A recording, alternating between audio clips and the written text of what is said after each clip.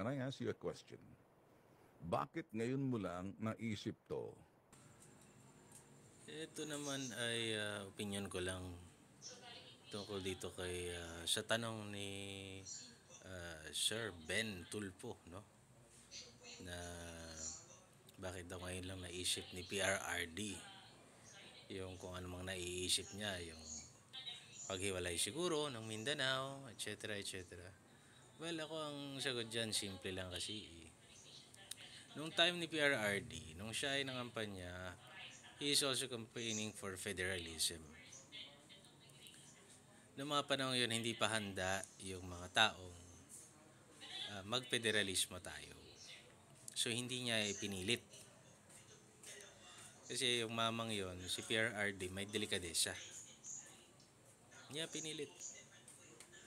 Ngayon, nung gagawin ng mga kung ano-anong pagbabago sa kung ano-anong provision sa ating saligang batas through People's Initiative na halata naman na pinondohan ng mga mambabatas, it is very improper. Kumbaga kung ako rin yung dating presidente, maiisip ko, ako nga hindi ko binraso yan na mangyari. Inuna ko yung mga mas mahalagang bagay. Tapos kayo ngayon, gagawin ninyo sa paraan na labag sa saligang batas. Unang-una, hindi ninyo pinapaliwanag ng detalyado sa taong bayan kung ano ba ang papalitan dyan. Sinasabi lang economic provisions. Hindi, walang malawakang information dissemination. Walang talakayan. At higit sa lahat, hindi dapat kongreso ang namumuno. Well, it's just a coincidence na yung mga kalaban ng mga Duterte sa Davao, politics, at yung mga ibang mga may ambisyon dyan na nakakasira sa imahe ng nakaupong Pangulo ngayon, sila ang nagkakampi-kampi.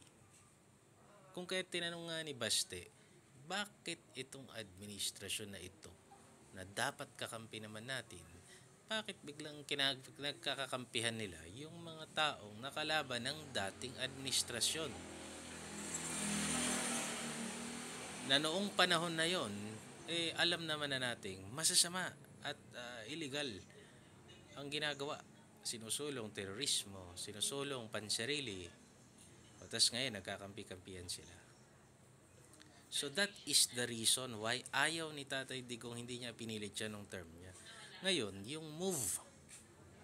Ito, para lang maintindihan ni Sir Ben. At si Sir Ben kasi kung sino nakaupo, dun siya eh.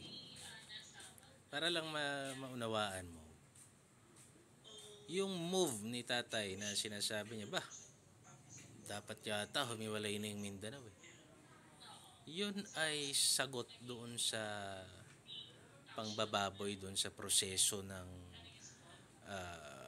People's Initiative. Parang kung ganyan nyo lang din gagawin,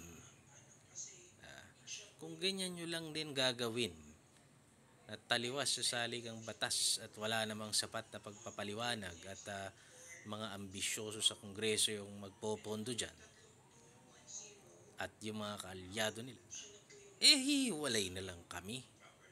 Hiwalay na lang natin Mindanao. Di ba? Kasi magugulo kayo dyan sa Imperial Manila eh. Magugulo kayo. Mga swapang kayo sa kapangyarihan. Wala naman kayong kwenta. Yun ang point nun, Sir Ben Tulfo. Hindi naman siya nakikipag-away ako sa iyo. Ako naman ay naging supporter ako ni Pangulong Duterte. Naging supporter din ako ni Marcos.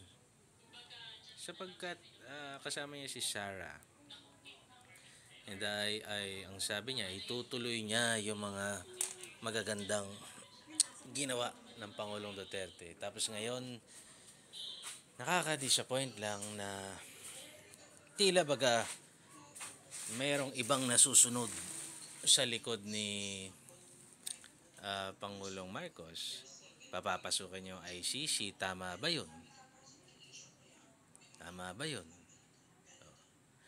Ganito ang suggestion ko naman para patas. Kasi palagay naman sa batas every person must in the exercise of his rights and in the performance of his duties must act with good faith and must observe fairness and justice.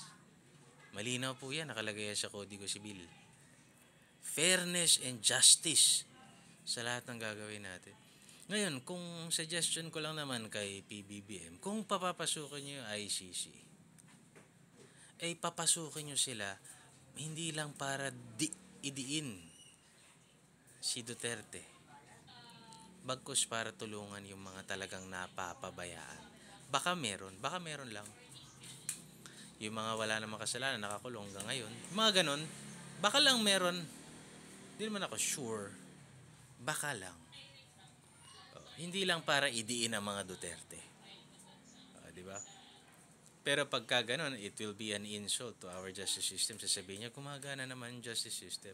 O kung gumagana, di kasuhan niyo si Duterte nang walang kinalaman yung ICC. Ayan tayo eh. Yan ang problema sa atin eh. Alam niyo, ang ambisyon, alam niyo kung talaga mahal niyo yung bansa, no? Isasantabi niyo yung ambisyon eh. Para lang sa kung ano yung mabuti sa bansa. Now, of course, we will have a different opinion regarding that. Ang mga tao, may mga trolls magagalit, may mga trolls na, may mga tao na ibang opinion, galit sila sa sinasabi ko. Pero ang sa akin lang, kung mahal niyo yung Pilipinas, magsuri mabuti. I was even accused na masyado daw akong ano sa mga Duterte. Well, I know eh. I feel it and I saw it. And I know kung sino yung may malasakit sa bayan. And ako, nakikita ko kung sino ang weak leader, sino yung walang paninindigan, at kung sino yung mga ambisyon lang ang kinakapitan. Alam naman natin masama kunwari yung mga NPA, mga teroristang grupo. Pero may mga nakikipag-usap pa rin sa kanila. May mga kumakampi pa rin sa kanila. Bakit? May pahayag pa raw yung UN, tigilan ng NTF-ELCAC. Tigilan ng NTF-ELCAC. So gusto ninyo, kumalat ang terorismo at yan kasi. May pera sa gulo. Gusto nyo may gulo para meron kayong iniimbestigahan, meron kayong pinopondohan, may pera kasi, no? Pagka may magulo. Kaya lang, para sa bayan ba talaga yan? Imbes na yun ang pagtuunan ng pansin, sana pwede naman nating pondohan yung ano ba yung mga kailangan ng bayan, paano ba ma-upgrade ang bayan, paano ba mapapadali ang buhay ng mga kababayan natin, mabigyan ng basic services yung ating mga kababayan, mga may sakit. Sana ganun ang iniisip, no? But anyway, well, there's a reason kung bakit nandiyan kayo in power. At ako'y nandito lang naman sasalita.